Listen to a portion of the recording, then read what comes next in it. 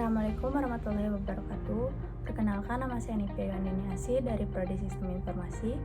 Pada kesempatan ini, saya akan mempresentasikan tugas mata kuliah Sistem Informasi Strategi, Manajemen dan Akuisisi dengan judul Analisis Cost Benefit Perpindahan dari Infrastruktur On-Premise ke AWS pada perusahaan media.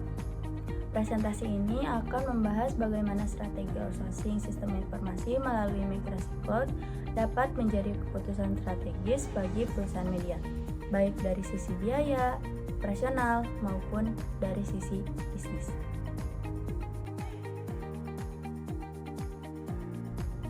Pembahasan yang pertama, perusahaan media digital saat ini sedang menghadapi tantangan yang cukup besar, terutama dalam menangani trafik penggunaan yang tidak stabil. Misalnya, saat terjadinya berita viral atau event yang besar, jumlah pengunjung website bisa meningkat secara drastis dalam waktu yang singkat. Namun, pada sistem on-premise, kapasitas server biasanya terbatas dan juga tidak fleksibel.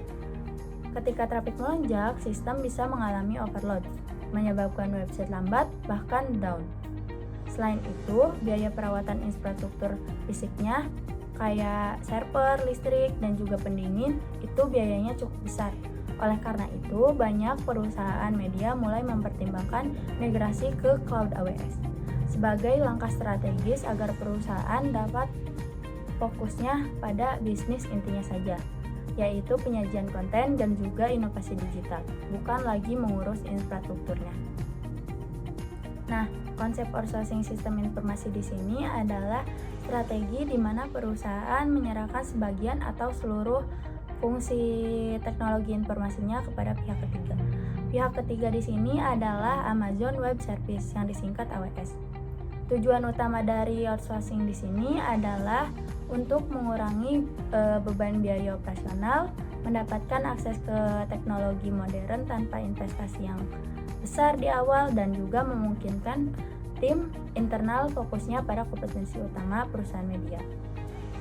Dengan AWS ini, perusahaan tidak lagi perlu mengelola server fisik sendiri karena seluruh infrastrukturnya sudah dikelola oleh penyedia cloud. Hal ini menunjukkan bagaimana outsourcing menjadi bagian dari strategi manajemen teknologi informasi yang modern. Kondisi sistem on-premise di sini terdapat beberapa masalah utama.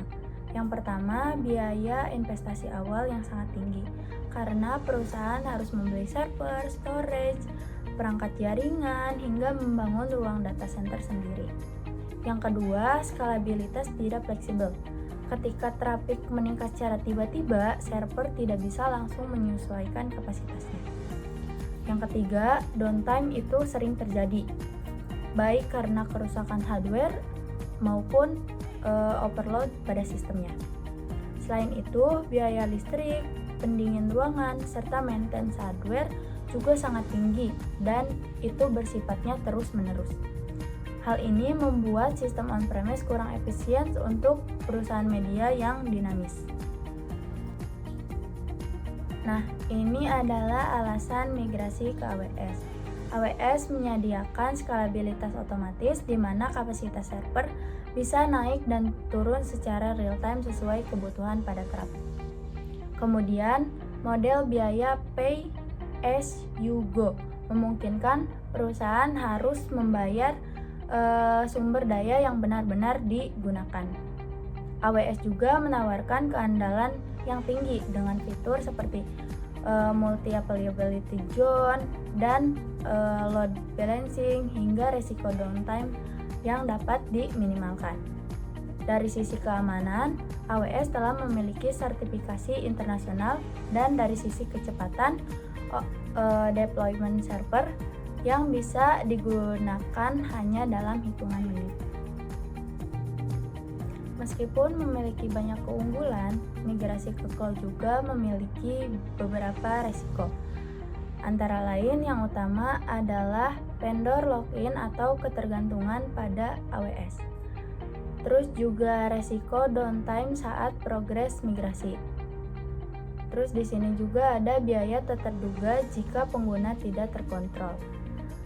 Yang terakhir, kebutuhan peningkatan skill tim internal. Untuk mitigasinya, perusahaan dapat menerapkan arsitektur multi-AZ, melakukan monitoring biaya menggunakan AWS Budget dan CloudWatch, dan juga memberikan pelatihan DevOps kepada tim internal, serta menerapkan strategi migrasi secara bertahap. Di sini ada analisis cost AWS. Pada AWS, biaya terdiri dari layanan komputasi seperti EC2, storage seperti S3 dan EBS, database management service seperti RDS, serta biaya network dan juga backupnya. Seluruh biaya ini bersifat OPEX, sehingga lebih fleksibel dan juga tidak membutuhkan investasi besar di awal. Perusahaan juga bisa menyesuaikan biaya sesuai dengan kebutuhan operasionalnya. Nah, dari sisi finansialnya, perusahaan tidak perlu mengeluarkan CapEx yang besar dan dapat menghemat biaya maintenance. Dari sisi operasionalnya, AWS menawarkan uptime hingga 99,99%, deployment yang cepat, serta kemudahan disaster recovery-nya. Sedangkan dari sisi bisnisnya, perusahaan bisa lebih fokus pada pengembangan konten dan inovasi, serta memiliki time to market yang lebih cepat.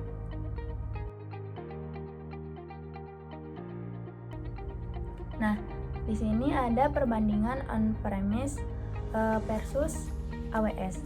Jika dibandingkan, sistem on-premise memiliki biaya yang tinggi, skalabilitas lambat, dan maintenance yang manual. Sedangkan AWS memiliki biaya awal yang rendah, skalabilitas otomatis, maintenance dikelola oleh penyedia cloud, keamanan bersertifikat global, serta high availability. Hal ini menunjukkan bahwa AWS lebih unggul untuk perusahaan media digital. Sebagai kesimpulan, migrasi ke AWS memberikan manfaat yang signifikan bagi perusahaan media, baik dari sisi biaya, operasional, maupun bisnis.